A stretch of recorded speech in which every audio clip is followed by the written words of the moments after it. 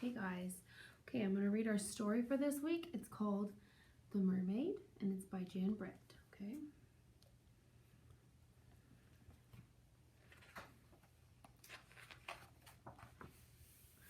Under the sea, an octopus family got ready for a swim before breakfast. "Time to put on your new hat, baby," said Okasan.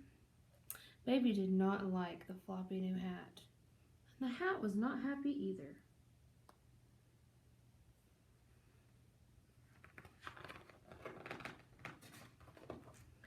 As the octopus family set off behind their house, a little mermaid spotted their front door. Kinaro had been drifting in a warm current with her pufferfish friend. "Take care," Puffy warned. "You never know who may live there." "But I'm so curious," she said.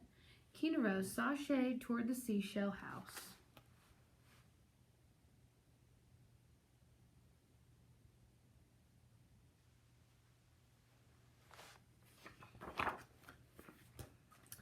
Inside, breakfast has been set out. There was a great big shell, a middle-sized shell, and a little shell.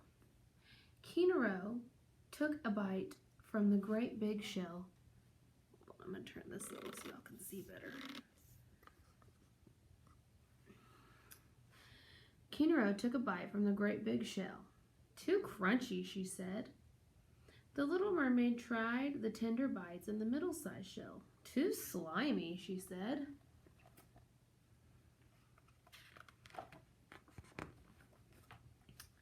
Puffy could guess what was coming next. Kinaro sidled up from the little shell. In a minute, the tempting tidbit had disappeared. "Just right," she said. "All gone," said Puffy, as he wondered whose breakfast it really was.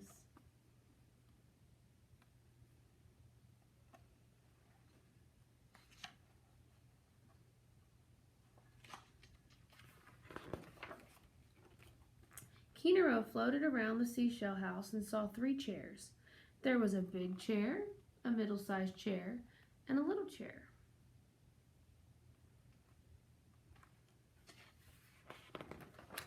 She sat down on a large coral chair.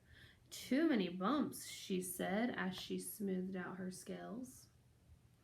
Kinaro wiggled into the middle-sized chair. Down she went. The chair was too slippery, she gasped.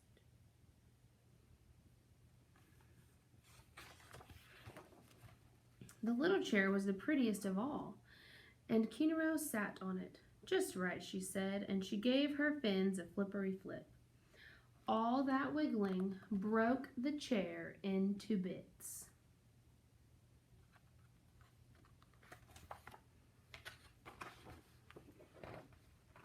Kinaro was sorry about the pretty chair, but not for long, because in the next room she spotted 3 beds.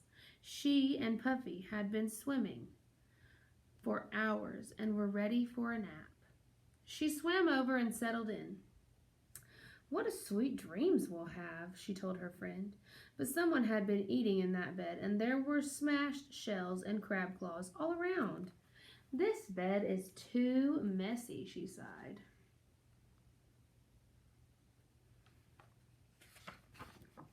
She flopped down on the middle-sized bed. "This bed is too squishy," she complained. As Kinaro patted her tiara, she spied the last small bed. It rocked like a cradle in the tide. She sat her head down on a pillow and fell sound asleep.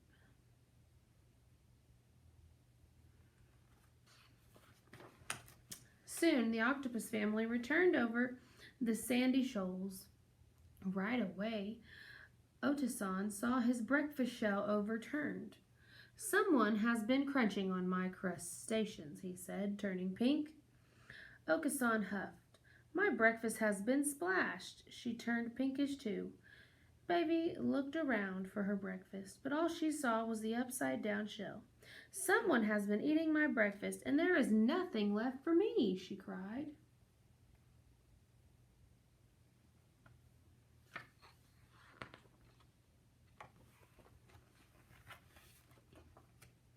Otasan saw that his coral chair looked different. "Someone has been sitting in my chair," he announced, now even redder. Okasan went from pink to red when she saw her chair. Who has been squashing my chair and scattering my teacups? She asked. Baby saw her beautiful chair all in pieces. The hermit crabs were taking it. My chair is going, gone, she cried.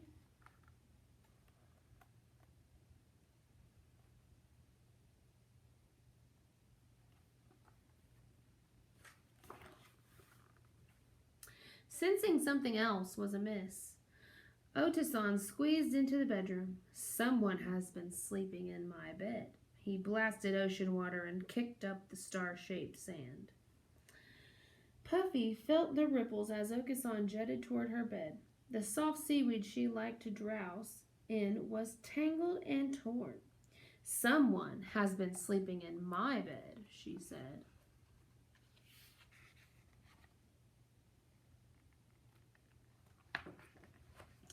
Baby Octopus peeked inside her tiny bed and saw a beautiful mermaid.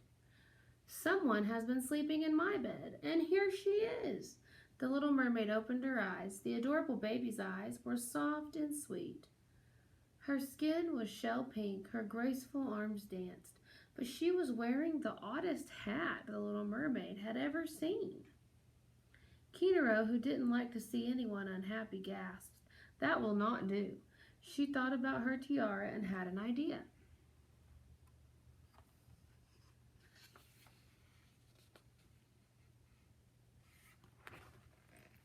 Just then, all three octopus reached for Kinaro with their 24 arms. Puffy was ready. He puffed with all his might.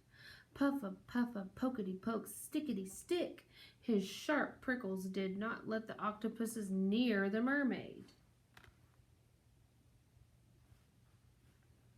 Kinaro had just enough time to leave her gift before she darted away.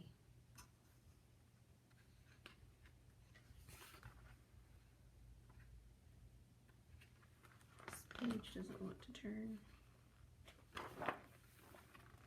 Kinaro, Puffy, and their new friend, Eagle Ray, swam away from the seashell house.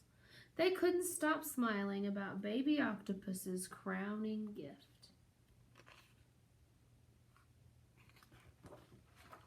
She looked radiant in her beautiful new tiara. All right, that was the end. Now, you're going to find your vocab words, your colored papers, okay? We're going to do the yellow one. Let me scoot over. The yellow one and the orange one, okay? The yellow one says jet. Some of you might have something on the back. Just ignore it. The copy machine messed up on me. So use this side jet, okay? Now, jet means, some of y'all might think it's an airplane. We've heard of airplanes called jets, but they're also, it can also mean something else. To shoot forward with great force. That's what this says. So something that goes really, really fast, okay? Like can just take off super fast. So it wants you to name 3 things that can jet. So a car, a motorcycle, your feet if you're running super fast, all kinds of things, okay? You think of 3 things that can jet, glue this in your ELA notebook and write them down. Make sure you cut this out because it's too big right now, okay? And your next word, after you're done, you can pause this video. And do jet and then come back to do this one. This is current. You're going to find the orange one and do current. The movement of water in one direction. So when you see water going down a river or in the ocean and it's all moving together in the same direction, that's called a current. So sometimes currents can be dangerous if they're going way too fast and you jump in them and the water can carry you off, and that is really scary. What might happen if trash gets swept away in a current? So think about something that could happen if trash got swept away in a current. All right, and write it down. I'm not going to give you any hints. You use your brain and think what you think would happen if there was a bunch of trash in the water in the current and it got in the current, okay? You think about what might happen. Okay, think about the animals that live in the ocean. It's a clue. Okay. All right, guys. Then after you do that, that's all you have to do for reading today.